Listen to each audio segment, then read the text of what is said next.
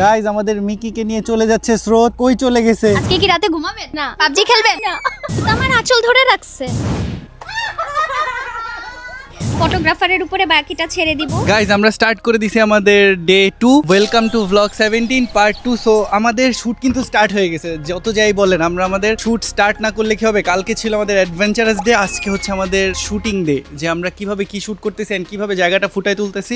Hi everyone, আজকে হচ্ছে আমাদের শুট ডে আর নাফিসের সাথে ঢাকার বাইরে এটা আমার ফার্স্ট শুট। আই হোপ অনেক ভালো কিছু বের হয়ে আসবে। সো চলেন দেখি শুটে কি হয়। Bye bye. সুন্দর সুন্দর আউটপুট বের করে নিয়ে আসি। ওই হিসাবে এই জায়গাটা তো অনেক বেশি সুন্দর। তা আমার এক্সপেকটেশনস অনেক বেশি নাফিসের প্রতি, যে ও ইনশাল্লাহ ভালো কোনো ছবি বের করে নিয়ে আসবেন। আমাদের রিলস অলওয়েজ সুন্দর হয়, আপনারা খুব বেশি পছন্দ করেন। আমার অনেক বেশি ভালো লেগেছে আমাদের লাস্ট রিলটা, আপনারা অনেক বেশি পছন্দ করেছেন, যেটা ছিল গুলবাহার। আমি জানি না এটা কি গানে করছি, বাট আই হোপ আগের বারের মতো ভালোবাসাই আমরা পাবো। এন্ড আমাদের শুটগুলো অনেক বেশি ইন্টারেস্টিং হবে, কারণ ভাই যে লোকেশন এন্ড ভিউ আপনারা আশা করতেই পারতেছেন কি পরিমাণ জোস আউটপুট আসবে। টিল দেন আমাদের সাথে থাকেন এন্ড দেখতে থাকেন আমরা কি কি আউটপুট নিয়ে আসতে পারি। এই মেয়েটা কালকে সবার আগে ঘুমাই গেছে। আমরা ডিনার করেছি, ও কিন্তু ডিনারে ছিল না, আপনারা দেখেছেন, কারণ এরা ঘুমাইছে, এরা তিনজন। Okay fine. তো যাই হোক, এখন আসছে, তার লাস্ট ফিনিশিংটা আমারই দিতে হবে। সো দিয়ে দিচ্ছি নেল পলিশ।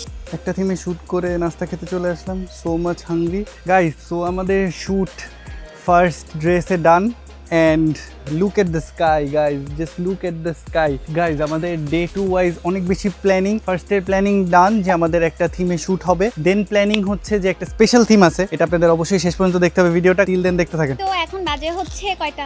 11টা, 11:30 বাজে। নাস্তা করতে বসছি, নাস্তা অলরেডি সবাই খেয়ে দিয়ে চলে গেছে। এরপরে আমরা হচ্ছে আরেকটা জায়গায় যাব, আরেকটা লুক নিয়ে আসবো। সে পর্যন্ত সাথে থাকেন।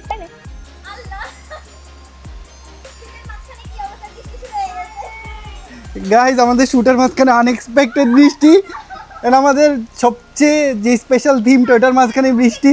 একটা সুন্দর থিমে শুট নিচ্ছিলাম, ফ্রেন্ডশিপ এটা নাম দিতে চাচ্ছিলাম আমরা।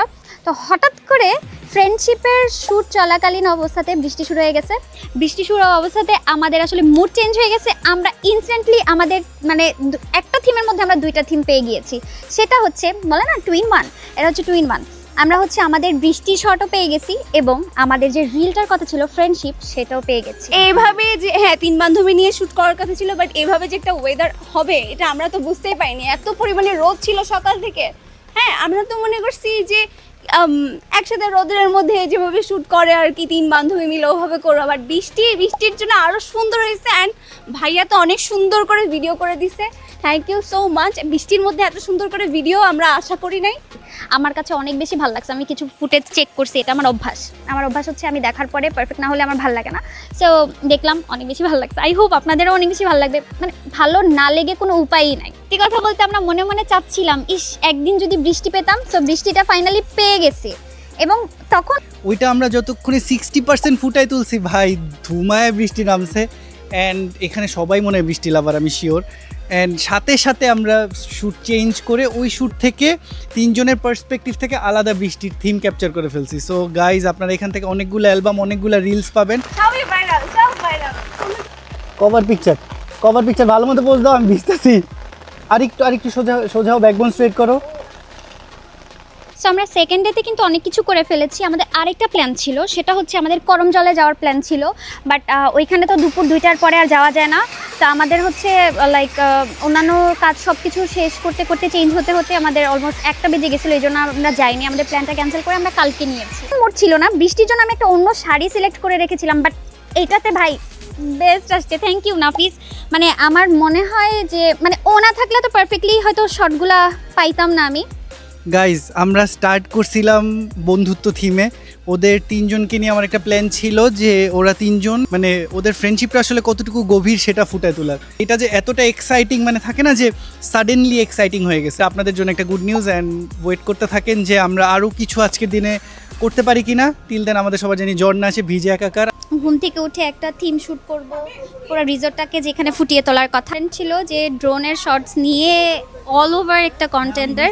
সো ওইটা এখন হচ্ছে, আর একটা জীবনটা বের হয়ে যাচ্ছে। আমার মনে হয় লাইফে মানে না, লাইফে অনেক কষ্ট করছি, এরকমই আসলে মানে আজকে অলরেডি এটা আমার 4th শাড়ি, এখন হচ্ছে ড্রোন শটটা নিলাম। আর আজকে আমরা সুন্দর মতো প্ল্যান করেছিলাম, এটা থিম রেডি। এটা হচ্ছে আপনার ওই যে ছোট নৌকাগুলা যে হয় কাঠের নৌকা, ওই নৌকার বৈঠা সহ যে নৌকাগুলা, সো ওই নৌকাটাও রেডি। সো আমাদের ড্রোনের শটসগুলো নেওয়া হয়ে গেলে আমরা হচ্ছে ওই নৌকাতে গিয়ে বসবো।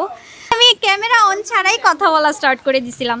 সো যাই হোক, অনেক বেশি ভালো লাগছে, অনেক বেশি এনজয় করছি। আর ভাই অনেক সুন্দর করে নৌকা চালায়, একবার ওইদিকে যায় একবার এদিকে যায়, জাস্ট পারফেক্ট শর্টস পাওয়ার জন্য। এই এতক্ষণ পরের সব চ্যালেঞ্জের পরের চ্যালেঞ্জ হচ্ছে নদীর স্রোতের বিপরীতে কতটুকু পারফেক্ট শর্টস পাইছি জানি না, বাট আপনাদের ভালো লাগার মতো অনেক ভালো ভালো শর্টস পাইছি।